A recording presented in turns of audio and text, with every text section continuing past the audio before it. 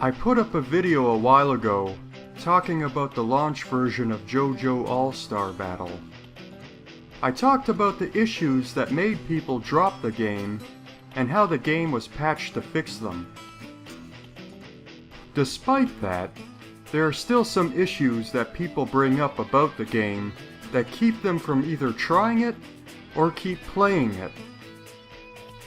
So, I decided to make a series of short videos about them. The goal of these videos is to identify the issue, talk about my experience with the issue, give tips on how new players can overcome them, and give some suggestions to the developer for a potential sequel. Now let's get started. The game is only 30 frames per second.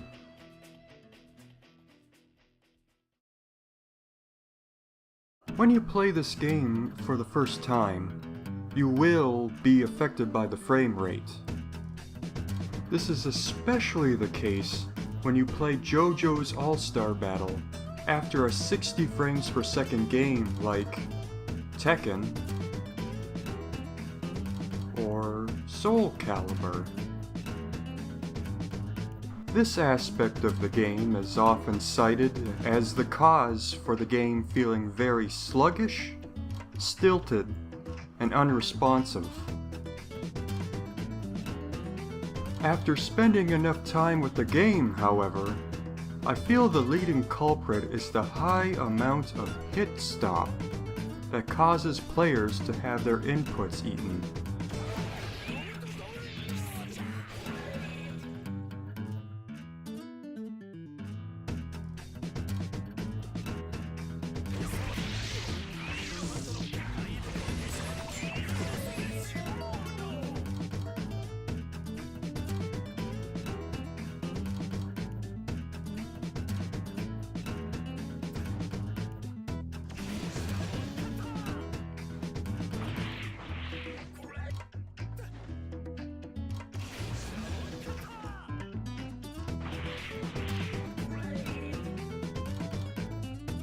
As a result, new players ended up dropping combos or missing punishes because they are pressing buttons too early or too fast.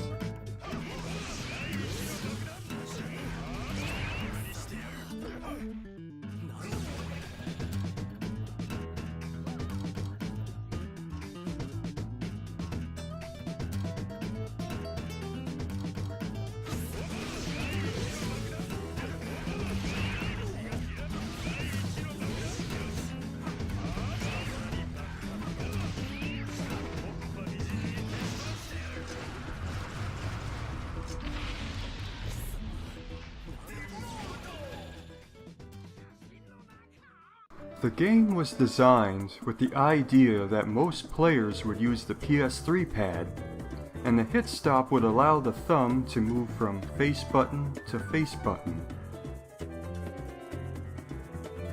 To adjust to this as quickly as possible, I suggest using a PS3 pad and holding it like you would playing a regular game. This means no claw style, where you press the buttons like an arcade stick. Here's how I set my buttons up to get used to the game.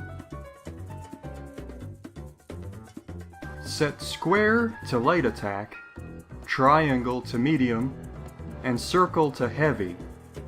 Then set X as the style button. L1 will become your axis rotation button, which is used for sidestep and repositioning. R1 is the light, medium, and heavy, which is useful for cancels and GHAs.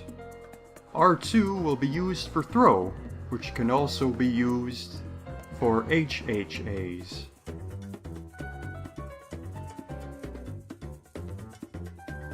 After I got used to this, the 30 frames per second wasn't so bad.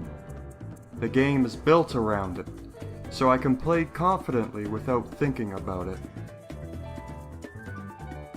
However, That being said, there is still a major issue with the frame rate, and that is the frame rate is unstable.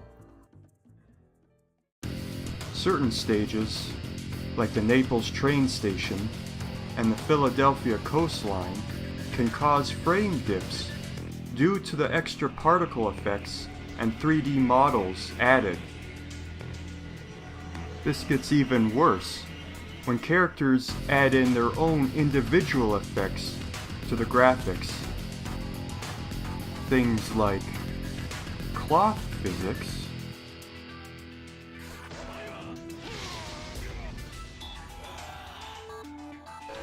stage hazards,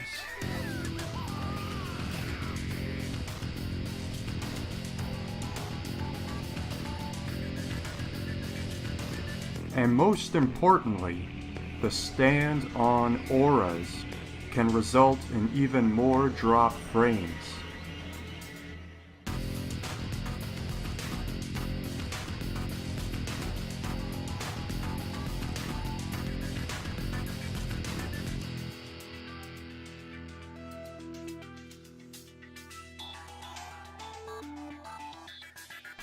Despite me being largely okay with 30 frames per second, I hope CyberConnect 2 goes for 60 frames per second for the next game. This, along with toning down the hit stop, would go a long way in terms of being easier on the eyes and allowing new players to get accustomed to the game. I think it could be a really beautiful game with it. I mean, it would be nice if I could hit random stage select without thinking about it. And it would be nice to see stages other than Dio's Mansion and match bids. At the very least, make sure the frame rate is stable, because yeesh.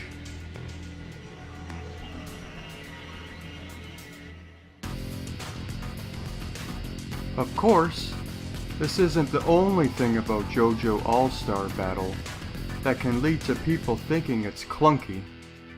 In the next video I'll be talking about the neutral game. Stay tuned for that.